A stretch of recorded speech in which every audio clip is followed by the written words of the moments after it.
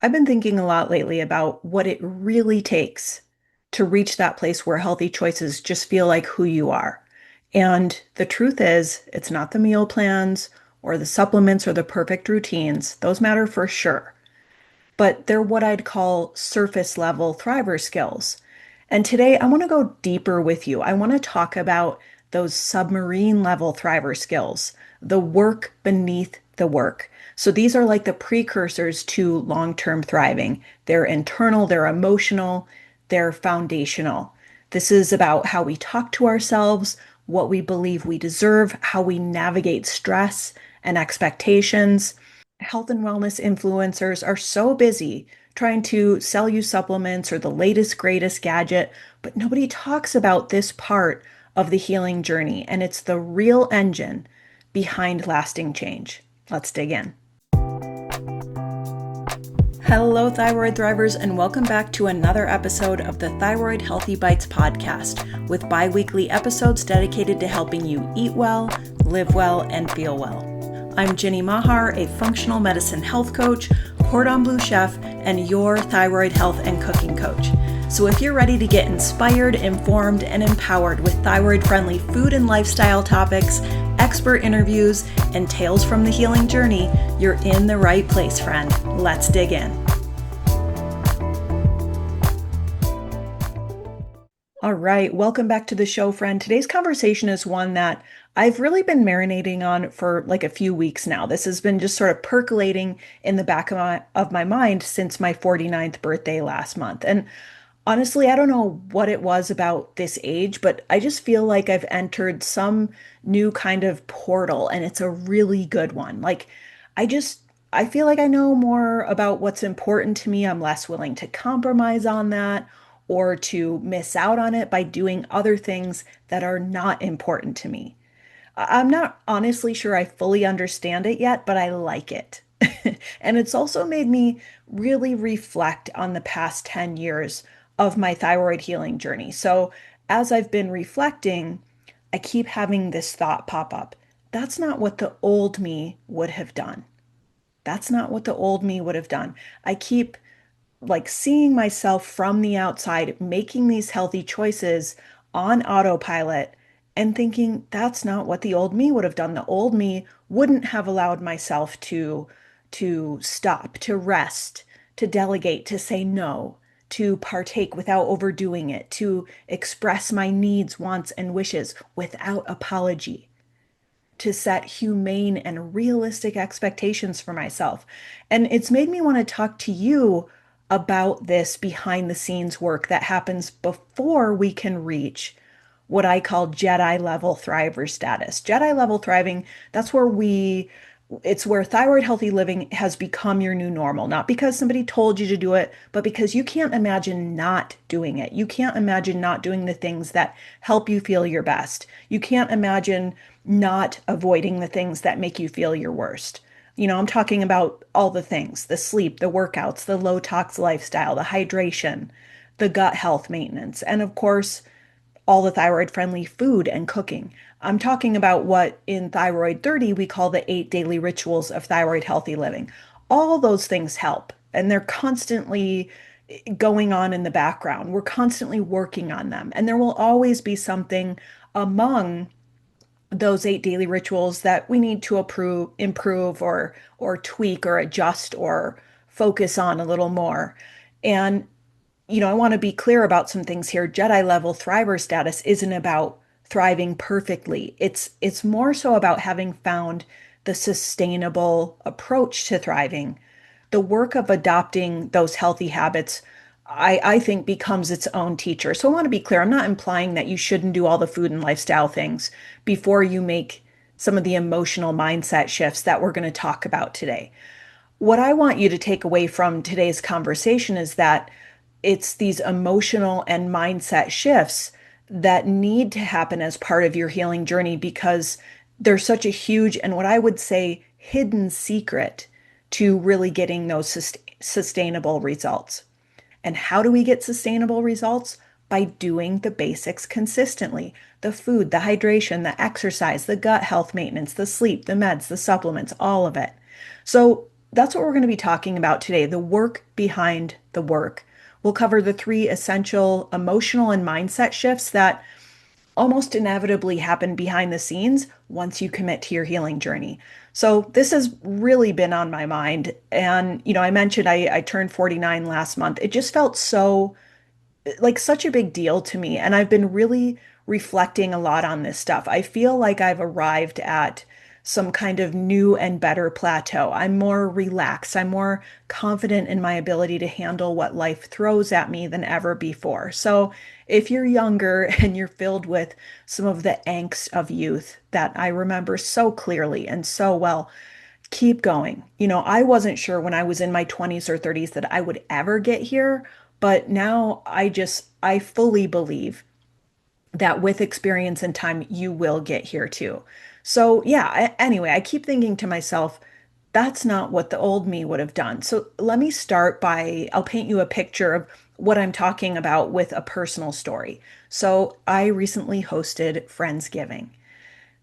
Extra stress, extra time, extra workload. I mean, it was fun. I couldn't wait. I wanted to do it. But we had 18 people over for the biggest meal of the year. And of those 18 people, three of us don't do gluten or dairy. So there's dietary restrictions. And also, eight of them were teenagers.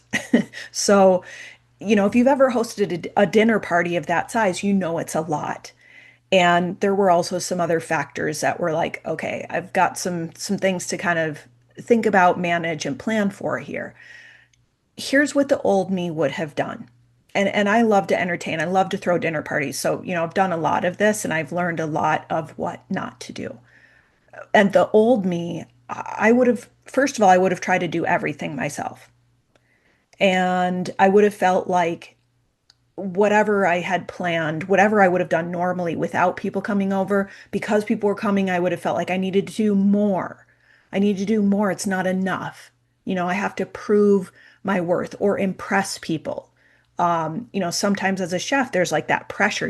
People are like, oh, I'm going to my friend's house who's a chef. So I have these, elevated expectations of everything. So you put that additional pressure on yourself of like everything has to be perfect and really wow people. And I would have just been in knots about it. I would have been in knots about all the things, all the details. And I probably would have also procrastinated some of those details of getting the work done. I probably would have spent at least a couple really long, like 12 to 14-hour days on my feet in the kitchen. I would have been short and snappy with my family because of all the extra stress and exhaustion. I would have been sick to my stomach, worrying that everything wasn't going to be perfect or good enough. This is like a little peek inside my head, too. So, maybe some of this is just me, but maybe some of it's relatable to some of you, too. Another thing the old me would have done when people complimented the food, I would have said, "Oh, well, it would have been better if I just, if only this." Instead of just saying, "Wow, thanks. I'm so glad you enjoyed it. This is so great to be together," right? Then with the whole gluten and dairy thing, I, personally, like if I didn't have guests that had those needs, I would have told myself, it's just one day a year. I don't want to inconvenience people. I just won't say anything. I'll just eat whatever, just this once. It'll be okay, right? I used to do that at the holidays. And you know what? It was never okay. And because of it, I felt like crap throughout the holidays. And then I would end up having a lot of cleanup work to do come January. So maybe that sounds familiar. The old me, I also would have probably been like just so stressed out, just trying to live up to some impossible standard. And I would have crashed super hard after the event. Now, some of this is, my own baggage from childhood stuff, past traumas, personal limiting beliefs, whatever. But if you like to entertain like me, you know what I'm talking about. It's a lot. It can absolutely make you a little crazy, kind of stressed. It can drive you into the ground if you let it. But, I love entertaining. I love Thanksgiving. And I really, really wanted to do this. And I also knew as a thyroid thriver that I needed to do it differently than the old me would have done it. So here's what I did that this year. I planned and prepared. So I don't know if you are aware of this, but I have Thyroid Healthy Thanksgiving Survival Guide, and there's recipes. It's like a whole menu, but there's also these blank planning templates to make your game plan. And it starts 2 weeks before the big day. Like, order your turkey, get your recipes together, make your list, make the guest list. I use those templates myself, and I do this every year, whether we're entertaining or not. But I use the templates in my Thanksgiving guide to make my menu, make my shopping list, make a game plan, right? I organized my regular hypothyroid chef workload to kind of make some extra room because I knew I was going to have this added workload of the hosting Friendsgiving. And I also delegated, right? I delegated at least half of all the sides and apps and desserts to my friends, which got them involved. They were excited about it. And it meant that I actually had way less cooking to do than I would in a typical year where my husband and I are making the whole feast. And my friends are so awesome. They've been so accommodating to my gluten and dairy free thing that there were just so many delicious options there because of it. And it feels good to people to help out.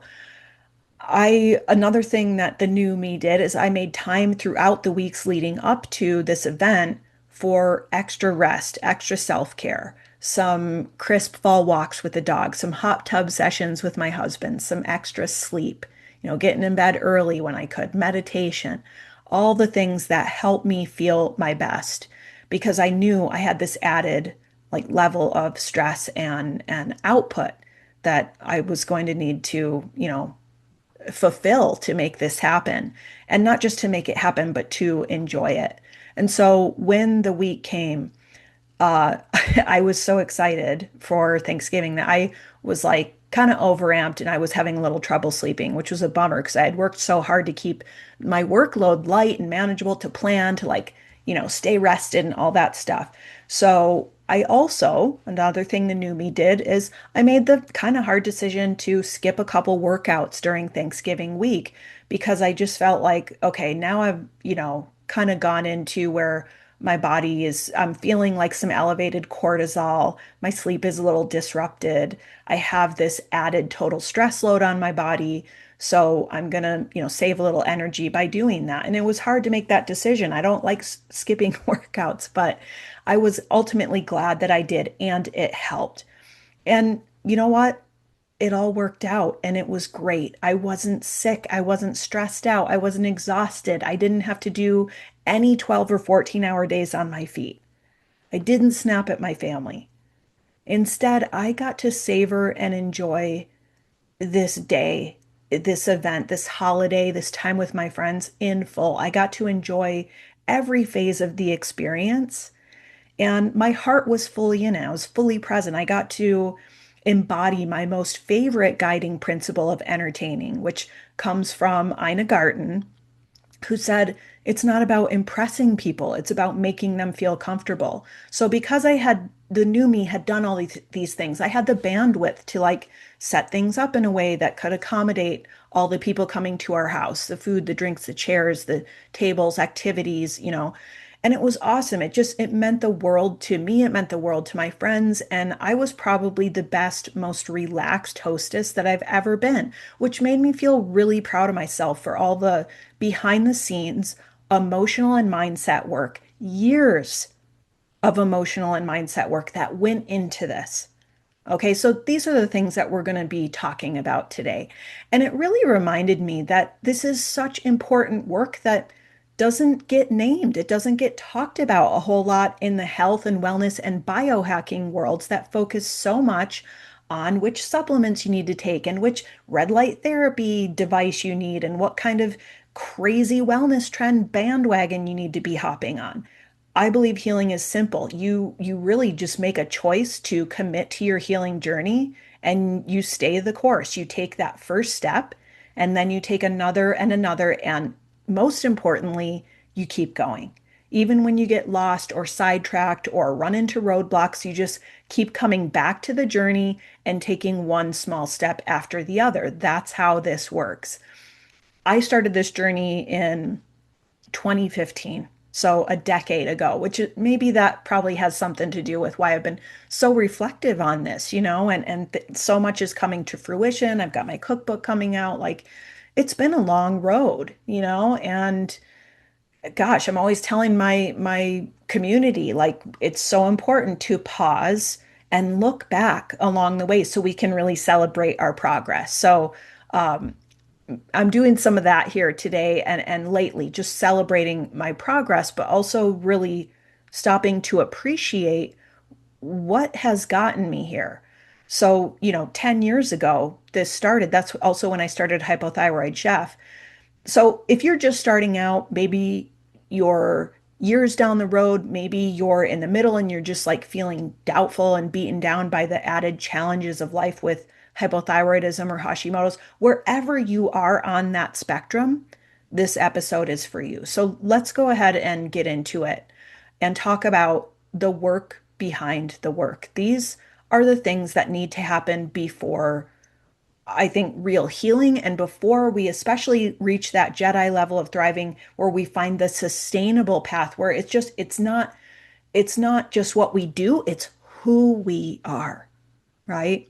So let's talk about the three essential emotional and mindset shifts that need to happen, the work behind the work. First is emotional shift number one is worthiness. I think this is really like I've been thinking about this from the very beginning. And I know it was a big part of where I started. You've got to believe that you deserve to feel good. You've got to believe that you deserve the work and the effort that goes into that. You deserve to feed yourself in a way that elevates rather than suppresses your well-being. That you're worth that. And if considering that or even thinking about that makes you feel a little bit squirmy or like, oh, this is too self-centered, or whatever it is that comes up for you around thinking about the fact that you're worth it, know this. You can't be there for anyone else if you're not okay. If you want to be able to be there for the people and purposes that you care about, including your own dreams and desires, you have to be okay.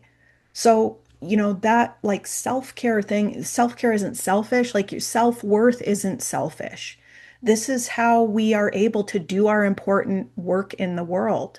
It isn't just about ourselves. It's about the ripple effect that that creates. It's about, if we're parents, it's about modeling things for our children or our grandchildren, modeling healthy choices. It's about even our friends, those ripple effects go out. So I'll give you a mantra that I know really helped me get here, and you can feel free to make it your own. I am enough just as I am, and I release the need to prove my worth. I'll say it again. I am enough just as I am, and I release the need to prove my worth. When you know your worth, you no longer have to prove it. You get to just be you. You get to be confident in that. And that's where your greatest power is in you, your authenticity, and who you are. And that's a powerful seat to take when you know and believe in your own worth and you can sit in that seat of power. The key takeaway I want to give you here around this topic is that self-worth, I think, is the first medicine. It's really hard to get started even if we don't have that kind of foundational belief that we're worth it. If we don't have that, I think the thriver's journey is going to be rocky and uphill for you if that's not firmly in place. So that I think is number one of the work behind the work. Number two, acceptance. Acceptance versus blame. Okay, so there's actually three parts to this one: self-acceptance, self-compassion, and reality acceptance. So let's talk about all three. We'll start with self-acceptance. When we're constantly beating ourselves up over being sick, that's going to keep us sick. We've got to stop beating ourselves up over the fact that we have a health condition or a chronic illness, an autoimmune disease. For many of us, that is a reality. There's multiple reasons that may have brought you here. Maybe you're a thyroid cancer survivor or something like that. But most of the people listening have a chronic thyroid illness. Even if you're like post-thyroidectomy, you're still living in a hypothyroid state. You have to rely on thyroid medication. And that helps a lot. It's an important part, but it can still raise a lot of common challenges for us that we share as a community, right? So we've got to find a way to sort of make peace with that. We've got to be able to, laugh at ourselves a little bit. And sometimes the ridiculousness of chronic illness, sometimes that is the medicine itself. Just being able to have a sense of humor about it. But I think one thing that I see and have, lived myself is just that can be hard, and sometimes it can be a roadblock to not be able to like come to that point of self-acceptance with this, to where we can not just like stop fighting with what is. It makes me think of a Thrivers Club member who we were on a coaching call, and she was saying, I'm one of those people that if I can't do it perfectly, it's like, why do it?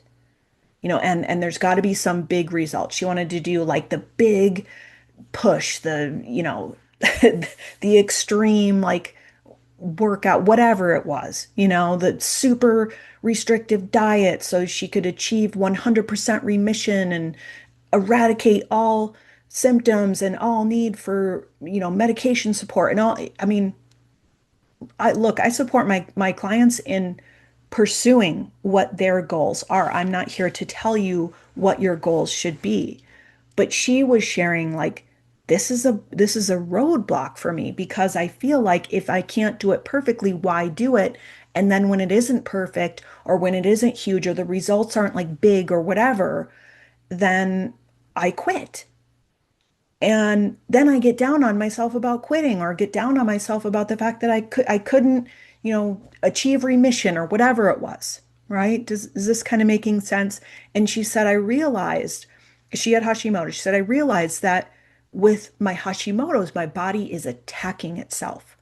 But in my mind and with my own thoughts, I'm attacking myself too. And I want to stop doing that. So we talked about that a lot, but I know that really hit home for me. I was like, wow, you just nailed it. I think that's something really relatable for a lot of people. We've got to find some peace in what's going on. It doesn't mean it's going to be this way forever. Things can change, but we've got to find some self-acceptance.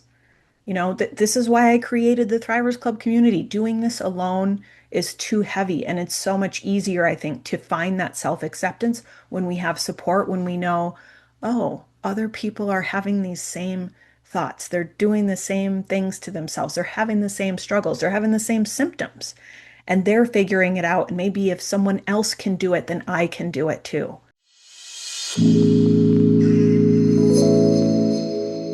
Hey, Thyroid Thrivers, Jenny here. I just want to pop in with a real quick message. If you're listening to today's show and thinking, I want to get started with this, I want to feel better, I need support, and that is my missing piece, I've got good news for you. I have created the group health coaching membership for Thyroid Thrivers just like you. It's called the Thrivers Club, and you can learn more about it at hypothyroidchef.com/membership. When you become a Thrivers Club member, you get access to me, your personal on-demand health and cooking coach, a full recipe library of thyroid-friendly recipes, including gluten-free, dairy-free, paleo, and AIP recipes. You get access to an amazing, positive, healing-focused community of other thyroid thrivers who get it and who know what it's like to face the unique challenges that we face.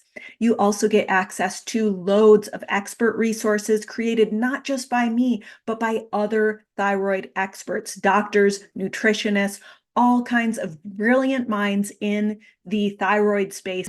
And one of the best parts about the Thrivers Club, and really where the results happen for people, is that you get access as a member to our monthly wellness challenges. And those wellness challenges just provide extra inspiration and motivation to make those small but mighty steps that get us where we want to be on our healing journey. Let's find out what happens when you have that support that you need. I'd love to welcome you to the Thrivers Club. If you'd like to learn more, you can go to hypothyroidchef.com/membership. So check out the Thrivers Club today. Okay, back to the show.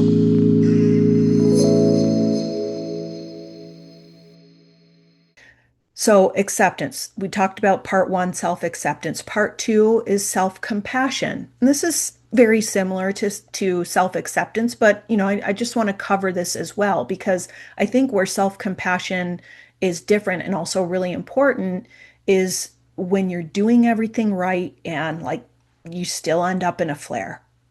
It's when you need a rest day and you let yourself rest and then you're sitting there like, "Ugh, I shouldn't be resting. I feel so lazy. I should be being productive. I have so much to do." This is the hardest part for many of us. I hear this all the time from members of my community. Can we find the self-compassion to say, I'm gonna just give myself what I need right now?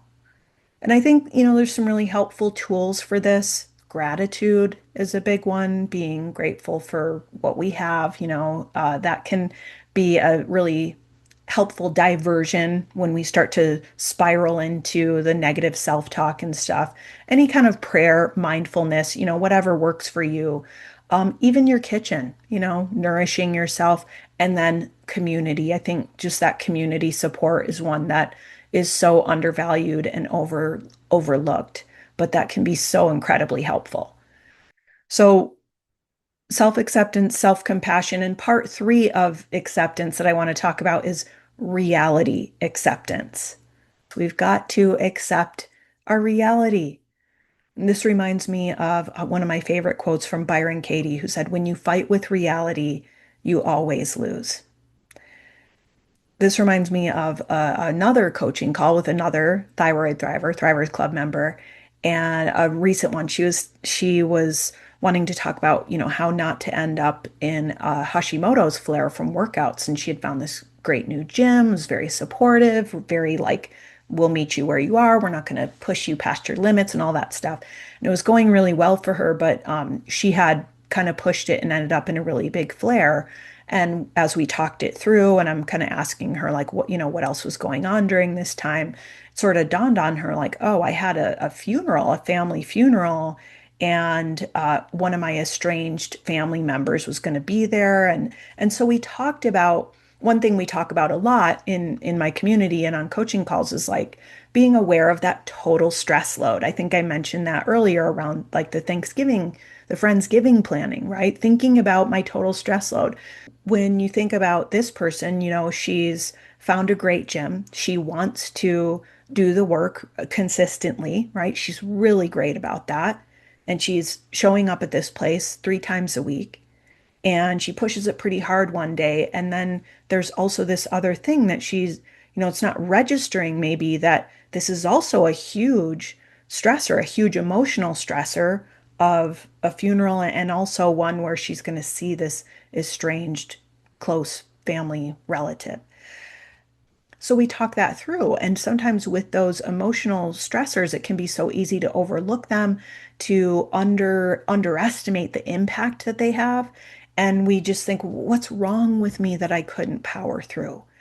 And, I saw her, she kind of hung her head and she said, it's just so tiring having to work so hard to stay in balance, to not go outside those guardrails of what my body can handle. And it was another one of those like oof moments. Like I know that frustration. And if you're here with me today, I'm guessing maybe you do too. It's that harsh reality that there are extra challenges that come with Hashimoto's, even if you're doing all the things right. I always quote my friend Deborah Atkinson, who's an exercise physiologist and fitness expert, and she's like, with thyroid issues, you've got a more narrow road to go down. There's less wiggle room, right? There's less resilience sometimes to some of those added stressors and pressures we put on the body. So we've got to go down a more narrow road, and there is a frustrating limitation to that sometimes. especially when we're like trying so hard to do good things for our body, like exercise, and then bam, we face plant right into a symptom flare that knocks us on our butt for 2 days or longer. That is frustrating. So, but when we fight with reality, you always lose. And all we can do is our best. The thing is, we don't have complete control over our health. We have a lot of control. A lot. Science estimates we have about 50% control over our health outcomes. This is huge. That's huge. 50%. That's why we do what we do. I don't mean to share this in any way to discourage you from doing all the healthy things that we do. But there's that other 50%, right?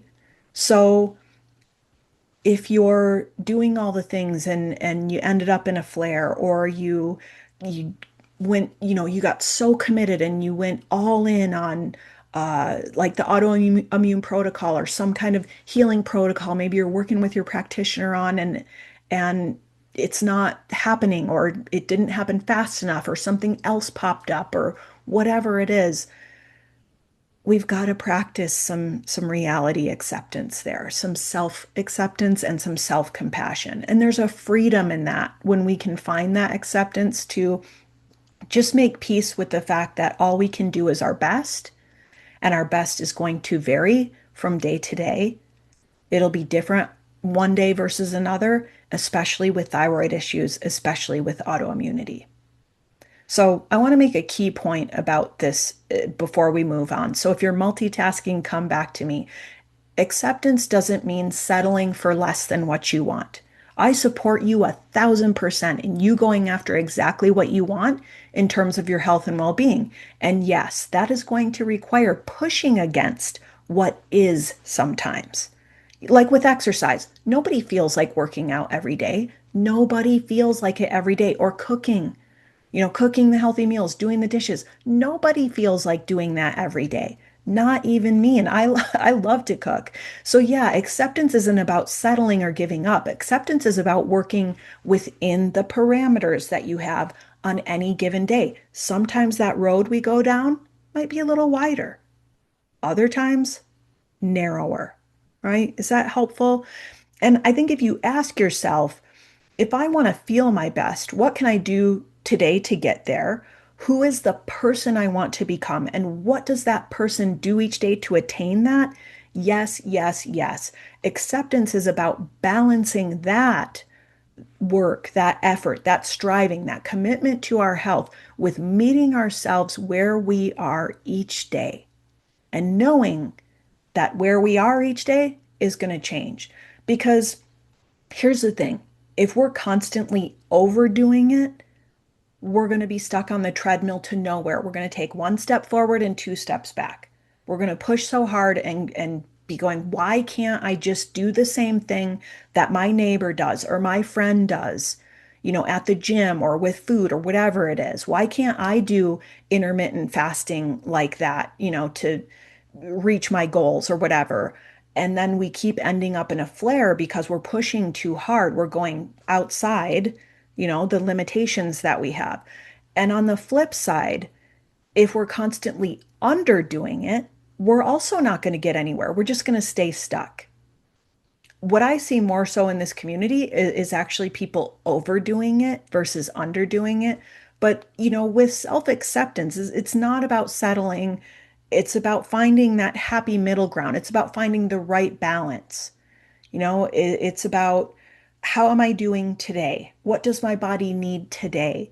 And what can I do to facilitate becoming the healthy person I want to become today in a way that won't set me back tomorrow, right? This actually reminds me of another aspect of the old me, and I think a really helpful one that helped me get where I am today. I used to ask myself, this is like along the way when I'm in the middle, the messy middle, doing a lot of this inner work, I would ask myself over and over for years, what would a healthy person do? What would a healthy person do? I'm stressed out, and the 20-something me wants to raid the candy stash, open a bottle of red wine, but I'm not doing that anymore. That's not who I want to be or become. That's not what I want to do every time I get stressed out. It's not going to work. So, what would a healthy person do? And that's part of how, over the last 10 years, especially, I would find myself in those situations where I wanted to reach for the sugar or the alcohol or the junk food or whatever to escape from my stress. And instead, I learned that something like a 20-minute meditation or an Epsom salt bath or a session in my infrared sauna bag or a walk outside with the dog is what provided the real relief and care that my body needed and thrived on. It was true stress management and stress relief. It wasn't masking over like some of those other more unhealthy choices. And it also helped reassure my nervous system. It gave me some confidence like, hey, girl, I got you. I'm gonna love you up. I'm gonna help you through this stressful and trying time. Sometimes that means having a good cry, feeling the feels, the grief, the frustration, the hurt of wanting my reality to be different.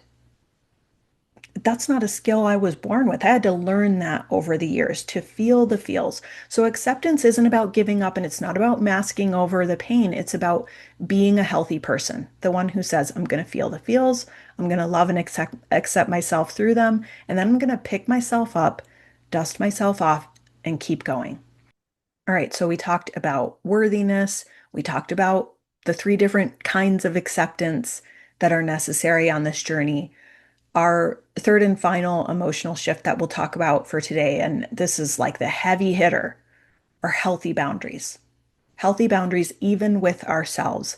Learning to say no, learning not to overdo, learning to rest when we need rest, choosing who and what you give your time to wisely.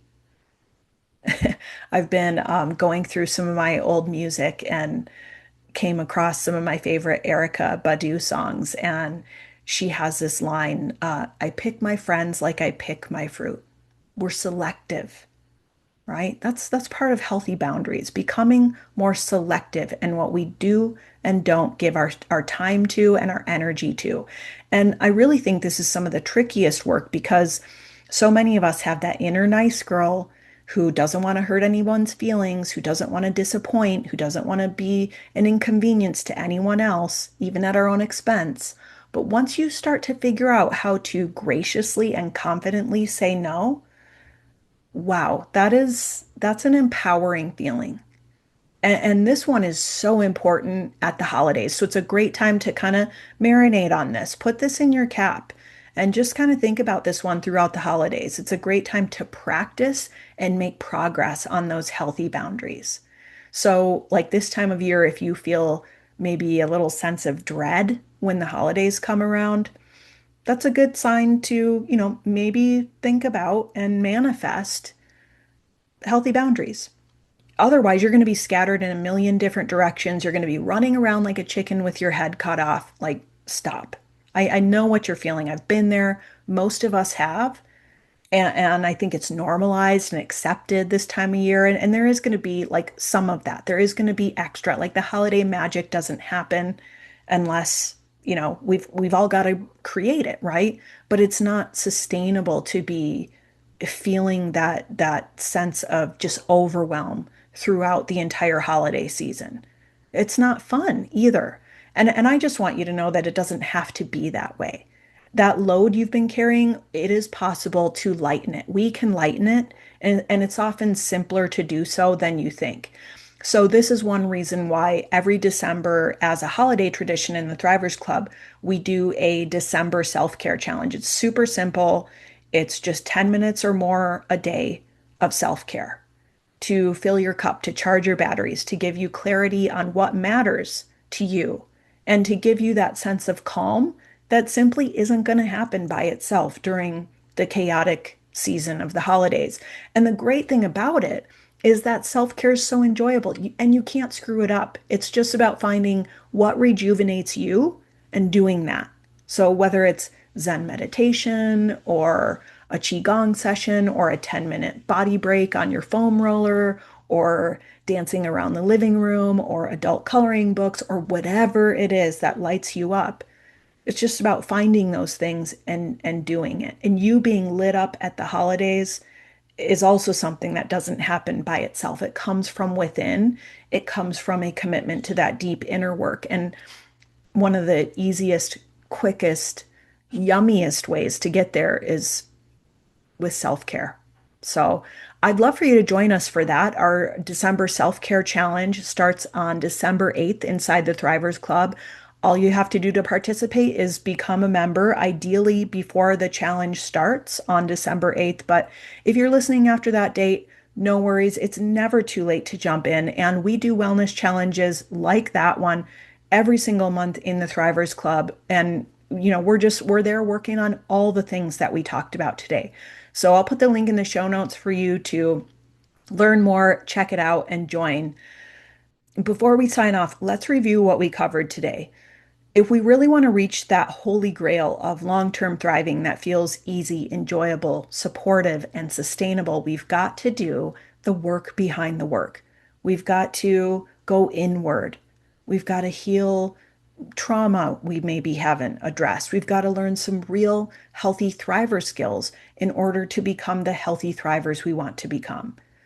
We've got to do the emotional and mindset work behind the daily habits and choices. We've got to do the surface things that's going to help us get there, but also beneath the surface, we're doing the submarine things too, right? So we talked about three big emotional shifts that every thriver must eventually make. And this is a process that takes years, right? But just to kind of have put it on the back burner, let it kind of simmer back there. Just bring it into your awareness. So first, worthiness. We have to believe that we are deserving of the effort and the input that healing takes. Number two, acceptance. And there's three parts to that: self-acceptance, self-compassion, and reality acceptance. Acceptance isn't about giving up or settling. It's about coming to terms with what is and making peace with reality. And then third is healthy boundaries. This is the heavy hitter, and it is essential to you getting where you want to go on your healing journey. Is this resonating with you? Have you been there? Have you lived some of this already, maybe? Are there things I forgot in today's conversation about the work behind the work? If you're watching on YouTube, I'd love to hear from you. Let us know in the comments. And if you're just starting out and feeling like, I don't know if I'm ever going to get there, I want you to just give me your hand while I look you in the eye and promise you that if you just keep going, you will get there. Okay? If you're in the messy middle of this work, if you're struggling and slogging through some of these things, you're right where you need to be. You're not behind, you're not doing it wrong. You're simply becoming, you're growing. And that doesn't happen overnight. It happens over time. So try to have some faith in yourself. Try to trust in the journey, and don't compare your chapter 1 or chapter 2 or chapter 10 to someone else's chapter 20. Okay? Keep going, friend. You're gonna get there. Okay? I promise. What's one of the best ways to get there? Do the basics consistently: food, hydration, gut health, sleep, stress, movement, all the things. These are the 8 daily rituals of thyroid healthy living that we talk about in the Thrivers Club and in the Thyroid 30 cookbook, and they are the work. And if you simply make a commitment to those things, they're also going to drive the work beneath the work that we talked about today.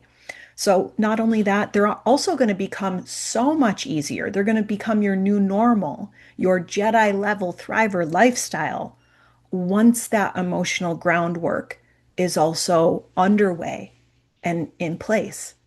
So this is big time stuff. Yeah. But I love it. I hope it's been helpful to you. If so, leave me a comment or review. I really appreciate your feedback. And I also want to know if this is helpful to you. If you're on the path to thriving and you're looking for a system to help you get there, to help you keep taking those steps, the Thyroid 30 Cookbook gives you not only the recipes and meal plans, but the whole life system to help you thrive. Everything we talked about in this episode, Thyroid 30 is like the inner scaffolding that helps you build your house of wellness. So once again, I'll put the link in the show notes for my Thyroid 30 Cookbook, which is now available for pre-order and is going to officially launch on February 3rd of 2026. So super excited about that. I'll also put the link to join us inside the Thrivers Club for our December self-care challenge. We would love to have you with us. This is seriously such a fun, enjoyable, and low lift way to make your holidays magical and to make some of the deep inner progress that we talked about today. I would love to see you there. All right. Happy holidays, friend. Thanks for tuning in. Mwah. Thanks so much for spending this time with me and tuning into today's episode of the Thyroid-Healthy Bites podcast. If you've enjoyed today's show, please don't forget to like, subscribe, or leave a review on your podcast platform of choice. Your support makes this show possible. For more thyroid healthy food and lifestyle inspiration, check out my free library of thyroid-friendly recipes and lifestyle content at hypothyroidchef.com and the Hypothyroid Chef YouTube channel. As we wrap it up, head to the show notes for information and links to everything we talked about today, along with the link to my free thyroid-friendly grocery guide download. I'm Ginny Mahar, your thyroid health and cooking coach, wishing you happy cooking, happy thriving, and the best of health. See you next time.